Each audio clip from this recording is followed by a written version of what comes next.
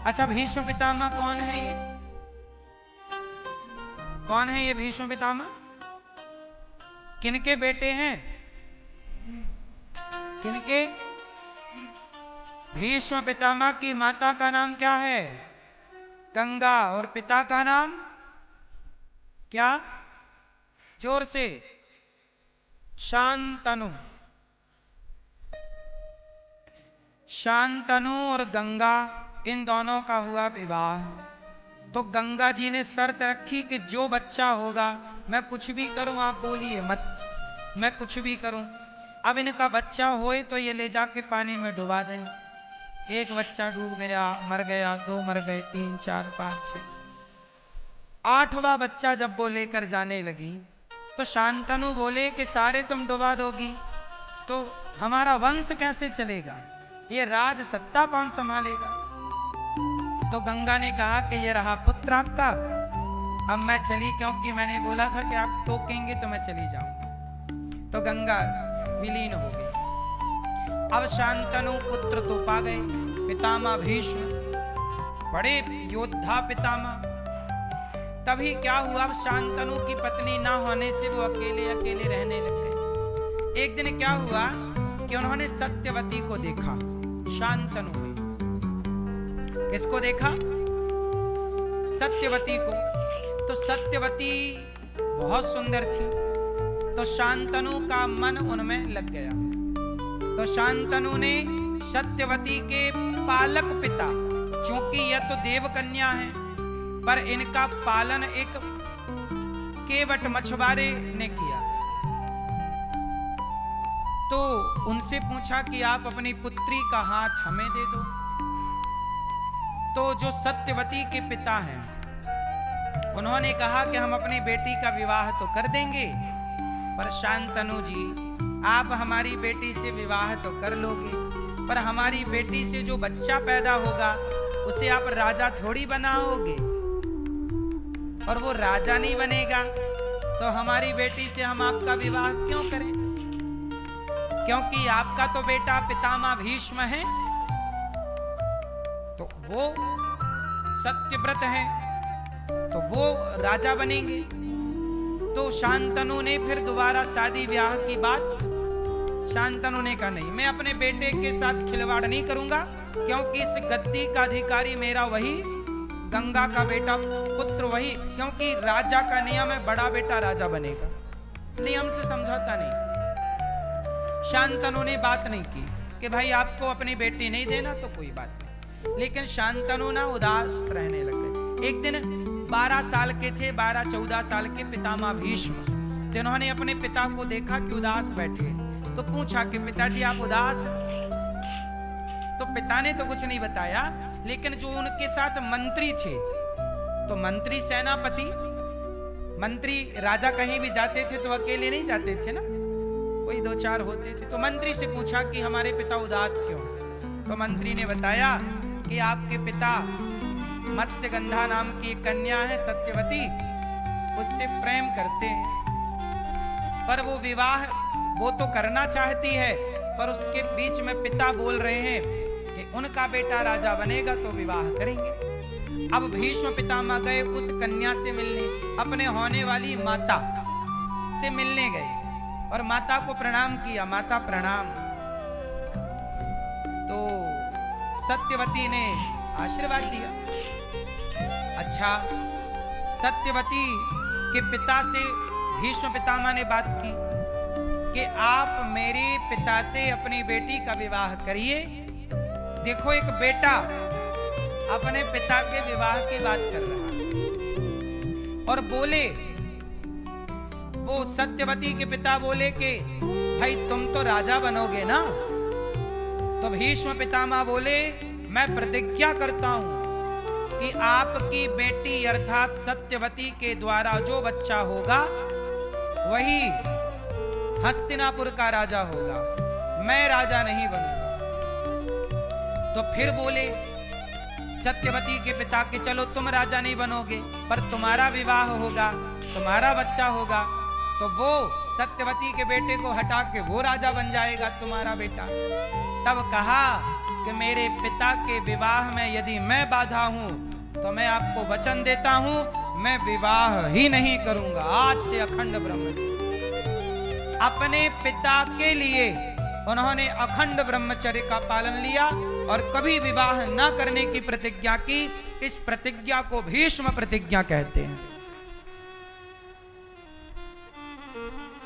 क्या कहते हैं? भीष्म प्रतिज्ञा।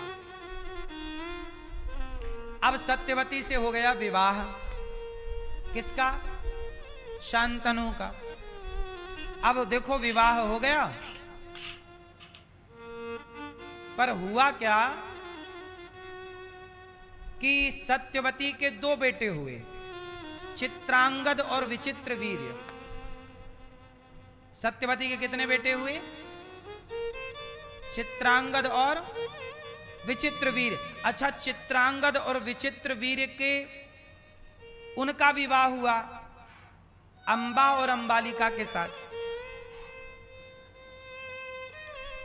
अब इनका जब विवाह हुआ तो हुआ क्या कि चित्रांगद और विचित्रवीर्य दोनों की कम टाइम पे मृत्यु हो गई, जवानी में ये दोनों मर गए।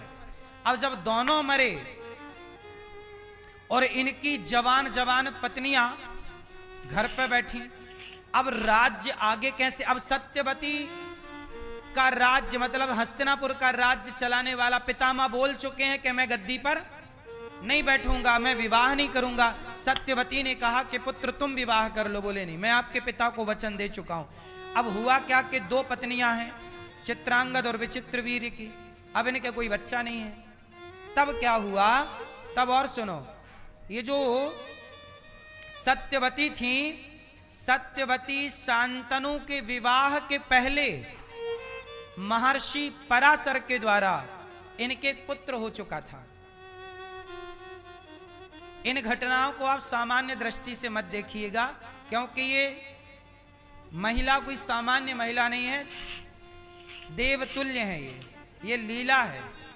और महर्षि पराशर के द्वारा जो सत्यवती का पुत्र हुआ वही वेदव्यास जी कहलाए। तो वेदव्यास जी पहले हो चुके हैं, बाद में चित्रांगद विचित्रवीर्य हुए, दोनों मर गए, दोनों की जवान पत्नी है। तब अपने पुत्र का आवाहन किया, वेदव्यास जी को बुलाया। सत्यवती ने कहा कि ऐसा करो कि मेरी दो बहुएं हैं और तुम मेरे हो बड़े पुत्र, और मेरे राज्य को चलाने वाला कोई संतान आपातकाल है। क्या है? अब भीष्म पितामह ब्याह नहीं कर रहे हैं, ये ब्रह्मचारी हो गए, मेरे पिता को वचन दे चुके। अब बेटा तुम मेरा ये हस्तिनापुर का वंश बढ़ाओ।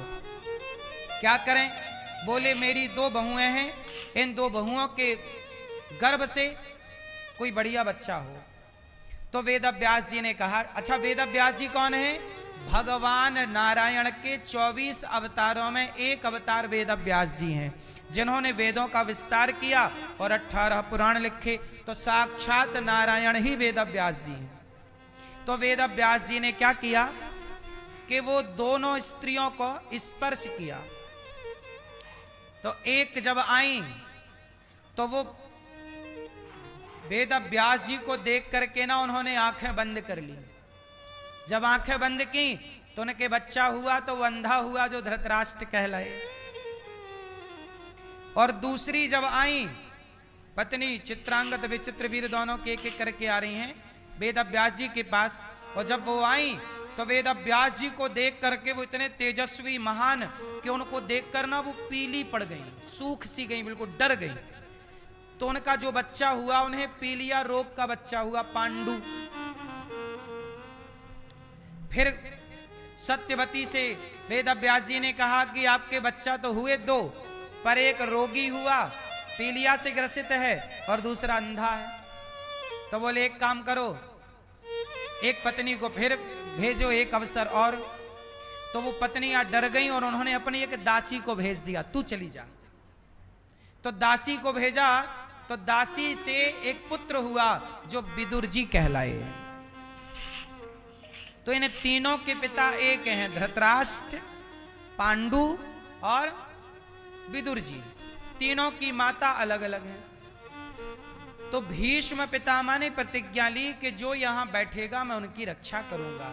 तो पांडु बने राजा, पर पांडु को कम टाइम पर पांडु के 2 विवाह हुए, कुंती और माद्री। और ये पांडु से गलती क्या हो गई कि पांडु ने जंगल में एक हिरण और एक हिरणी संभोग कर रहे थे। उसी क्रिया में पांडु ने मार दिया। किसको मार दिया? हिरणी को मार दिया। बाण लगा हिरणी को। तो हिरण बोला कि पांडु, जब हम अपनी पत्नी के साथ रमण कर रहे थे तब तुमने हमें इस अवस्था में मारा। जाओ, जब तुम अपनी पत्नी का स्पर्श करने के लिए काम भाव से आगे जाओगे तो तुम मर जाओगे।